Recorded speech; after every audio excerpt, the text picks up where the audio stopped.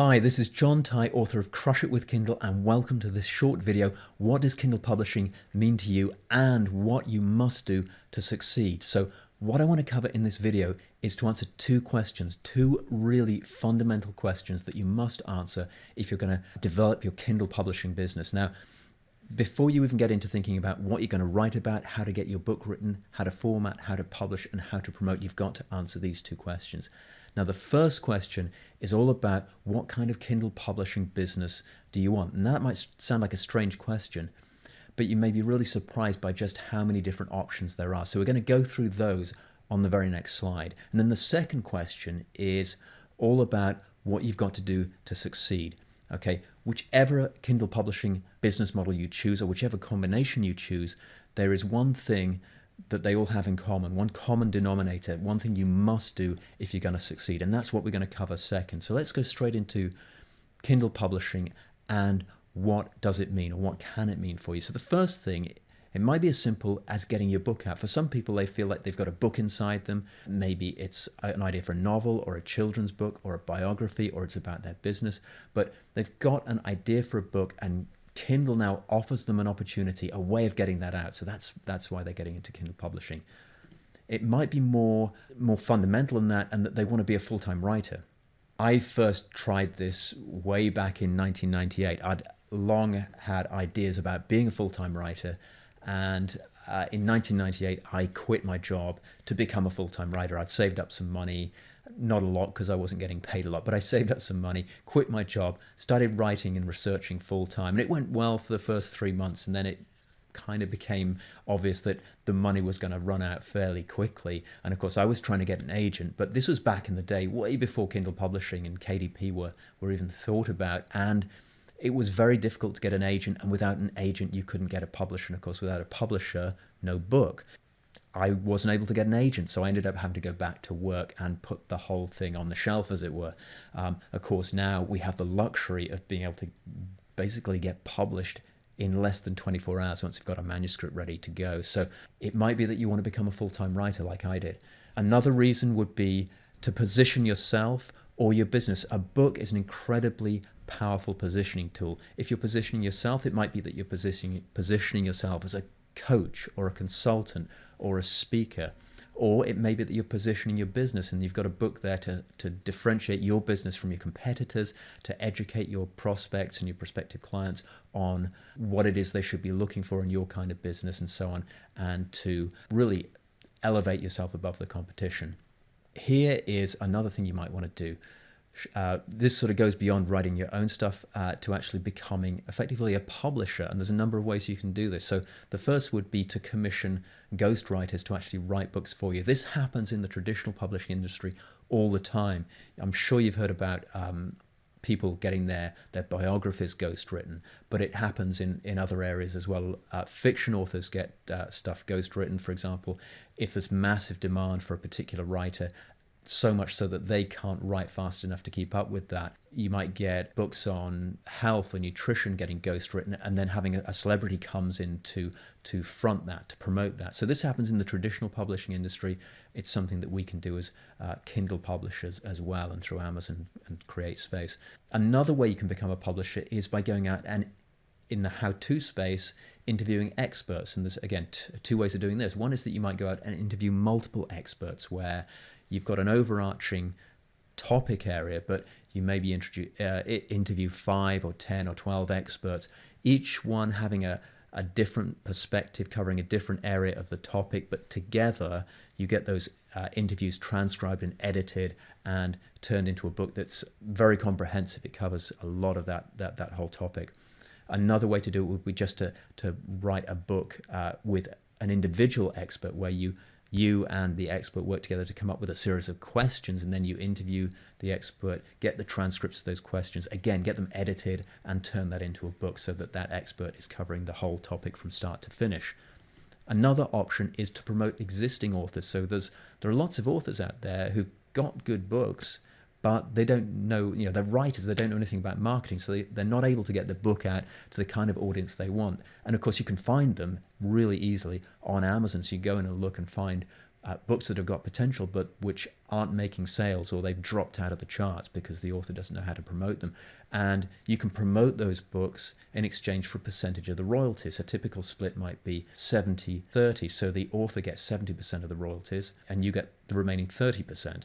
And then here's another one, having authors come to you. So what I mean by this is that you could set up a website, set up a business whereby you set yourself up as somebody who will publish and promote authors. A lot of authors don't know how to go through the Kindle publishing process or create space to get onto Amazon, and they certainly don't know how to promote themselves once they get there. So once you've got that knowledge, you can have people come to you and you can review their stuff, and if you think it's got potential, you can again publish them and promote them.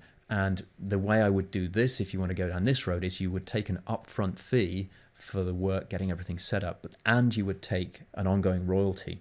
Typically a 70-30 split is kind of an industry standard, but with this one you say you get an upfront fee and you get an ongoing royalty for the work that you do. So there's a whole series of different options there, from why you might want to get a book out as an individual, as a writer, as a business owner, as an expert, or why you might want to become a publisher, and different ways you can do that. And of course you can do any combination of these. So that's the overview of what Kindle publishing means. So the first thing, of course, you have to do, the first question you've got to answer is, what is Kindle publishing going to mean for you? This is the one that's biggest for me, positioning yourself and your business. That's why I've highlighted it there. So the reason that's the biggest one for me, alongside being a full-time writer because I enjoy writing, is that yes, you can get great money from royalties, and you can, if you're publishing and promoting on a regular basis, you can quickly build up a good income stream. But the real money is if you can position yourself as an expert, or you can position your business and have products and services, coaching, consulting, speaking, and so on, being sold on the back end of your book. That's where the real money is. So that one is my personal favorite. What about expectations? Well, here's the thing. Expectations are different for Kindle books. So as you would expect, people's expectations for a $2.99 Kindle book versus a $30 hardback from one of the big 5 publishers are going to be very different. Of course, it's highly price dependent. Okay, so you're not expected necessarily to get something out to that same standard as you would expect from a big 5 publisher in a major store at $25, $30, $40. But so before I go on to the but, something else to add in as well. Your book can be shorter on Kindle than a traditionally published book, because people, again, they're used to buying shorter volumes on Kindle, as long as the price is right. This has got to be reflected in the price. As a rule of thumb, I would say it can be as short as 10,000 words, but I personally would not want to go any shorter. Okay, if you're going to go as short as 10,000 words, which would be like around 30 to 40 pages in a book, okay, those 10,000 words must be really, really tight. Okay, zero fluff. You've got to get straight into whatever it is you're writing about. If it's a short story, you've got to get straight into the story. If it's a how-to book, you've got to really deliver on the promise. And part of that is you're probably going to need to make sure that you don't promise too much. So on the cover of your book, in the title, the subtitle, the description, whatever you're promising to deliver, don't overpromise and underdeliver. Do it the other way around. So keep the promise tight, keep the writing tight, and really deliver on that promise. If you do that and you price accordingly, it's okay to have a short volume. But as I say, personally, I wouldn't be going any shorter than 10,000 words. Otherwise, people can get a little bit fed up with that. You might get complaints, bad reviews, refunds, and so on. Okay, here's the thing. And this is kind of bringing us now into question 2, which is the thing that you must do to succeed, and the thing that is fundamental and common to all of those business models, whichever one or combination you choose. Okay, so whatever you decide to do, you must deliver quality and value. And so I want to sort of illustrate this, first of all, by highlighting the opposite, what is happening with some Kindle publishers, and then I want to give you some examples and show you why it's such a good idea to deliver quality and value, and why it's fundamental to success. So I got to say this, I got to get it off my chest. I'm getting really pissed off with people who teach get-rich-quick scams on Kindle like this. Throw up lots of crappy little Kindle books and try and make a few dollars from each one, and that will make you rich. So I'm paraphrasing there, but I'm sure you've seen stuff like this up there. There are a number of courses that teach this kind of philosophy. They say, they say your stuff's got to be quality, but actually what they're teaching is throw out lots of crappy little Kindle books and hope to make a few dollars from each one and get hundreds of books out there. Okay, getting really fed up with that. It gives all of us in the Kindle publishing space a bad name. So let me just say it again. Selling crap is wrong. And it's wrong morally, it's wrong ethically, but if you're not already convinced, I also want to convince you why it's really bad business. Okay, so let's go on to this next slide. Again, I just want to kind of get this off my chest. I don't understand why anybody would want to scam somebody out of a couple of bucks. Okay, so here's a rhetorical question, and I'm sure this doesn't apply to you, but anybody out there who's listening to this and thinking about going down that road of publishing lots of crappy little Kindle books, ask yourself this question. Would you steal $2 from somebody's pocket? If the answer is no, and I hope it is, then don't sell crappy little Kindle books and then hope people don't bother or get around to asking for a refund, because it's basically the same thing. Okay, rant over, but let me talk to you about why selling crappy little books on Kindle is bad business. First of all, it does not make people rich, despite all the promises. You're going to get bad reviews. You will have poor to non-existent sales. Those books will drop down, wherever they get to in the charts as a result of short-term marketing. They will drop like stones. You will get a high refund rate. And here's the thing, Amazon will crack down increasingly hard on poor content. They're already doing it. People are already getting their accounts closed down by Amazon. So you've probably heard of the Google slap. Think of the Amazon slap, okay? Amazon is only going to get better and better and more sophisticated and crack down harder and harder on poor content, because they want their customers to have a great experience. Okay, this is absolutely fundamental. If their customers are unhappy because they're buying crappy little books and having to refund them, they're less likely to keep using Amazon. They're going to trust Amazon less. I mean, right now, Amazon is the most trusted online retailer in the world. They want to keep it that way, okay? So they don't want poor content. They're going to crack down on it. So for all of these reasons, it is not a sustainable business model. Plus, again, this is just my opinion, but as far as I'm concerned, it's impossible to feel good about doing something like this. So it's not going to make you happy anyway. Okay, the cream always rises to the top. So now we're getting back to what you need to do to be successful. I've got a little equation for you here. QB plus GM equals S. Now what that stands for is quality books plus good marketing equals success. So let me explain that. Obviously, you want to deliver quality. I've already talked about that. But you can have the best book in the world. If nobody's heard about it, if you haven't marketed it, you're not going to make sales. So you've got to combine quality books with good marketing. That is the recipe for success. Okay. If you can do this, you will have happy customers. You will get good reviews. You will, of course, have low refund rates. And you will have excellent word of mouth with people recommending your book. Plus, you'll have the ability to cross-sell your other books, particularly if they're in a series or they're related to one another in some way. That is a great way of making extra sales, because if somebody likes one of your books, they're very likely to go and buy other books that you've written if you offer them to them, if you put them in front of them. Plus, of course, here's the big one, Amazon are happy to promote you. And this is worth thousands and thousands of dollars in terms of advertising, because Amazon, if your books are doing well and they're getting positive responses and people are engaging with them, Amazon is going to promote your books all over Amazon, but specifically it's going to promote your books to a highly hyper-targeted audience. So your books are going to be in front of exactly your perfect customer. So for all of these reasons, quality books plus good marketing is your route to success. Okay, so what I want to do now is prove it to you. So you've probably heard of the 80-20 principle or the Pareto Principle. What that states basically is that typically 20% of inputs lead to 80% of results. Now, that is true in life and in business, and of course, it's true for us as authors. So let's have a look at this chart which illustrates the 80-20 principle. So on the left, we've got the cone representing effort, and on the right, we've got the one representing results. So you can see at the top of the one on the left, you've got that red tip, which represents 20% of somebody's effort.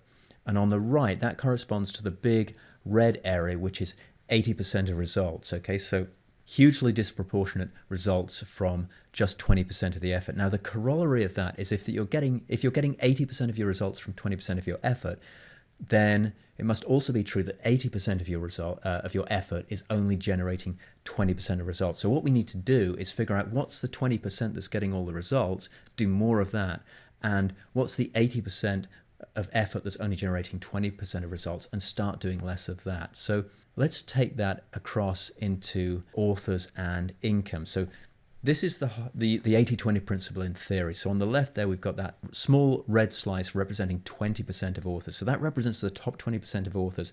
And on the right, that big red share of the pie is their income. That's the 80% of income that goes to 20% of authors. So clearly, if this is the case, we definitely want to be as high up as we can be. We want to be in the top 20% if we possibly can. So that's the theory, but let me illustrate it with some actual numbers from Amazon and from Kindle. Oh, and before I go, what that actually translates to is that the top 20% on average are getting 16 times the income of the bottom 80%. So big difference there. Okay, so this chart represents sales for the top 10,000 Kindle books. Now, I've taken the top 10,000 to keep it manageable, but the way these numbers play out would apply if we took the top 100,000, if we took the top million, if we took the top 2 million, because there's over 2 million books on Kindle. So don't think I'm saying that you've got to be in the top 10,000 to be successful. That's not what I'm saying. I'm just taking the top 10,000 books to illustrate this 80-20 principle. Okay, so the way this works is the column on the left represents the top 10,000 Kindle books, and the column on the right represents the total daily sales, which right now is going to be around 650,000 copies a day of combined sales from those top 10,000 books. Okay, and they're both represented in percentages, which means we can use the same scale for both sets of numbers. Okay, and if you look at the one on the left, you've got that tiny blue slice at the top. That represents the top 1% of books. So we're talking about the top 100 books on Kindle on any given day. And if you look on the right, that corresponds to the blue part of the column at the top. What we can see there is that the top 1% of books are generating 31% of total sales. Now, if this was a straightforward linear relationship, we would expect 1% of books to generate 1% of sales. But as we can see, they generate 31% of sales. So we're getting 31 times as many sales as we would expect. Now, if you go down, that red slice on the left is the next 9% of books.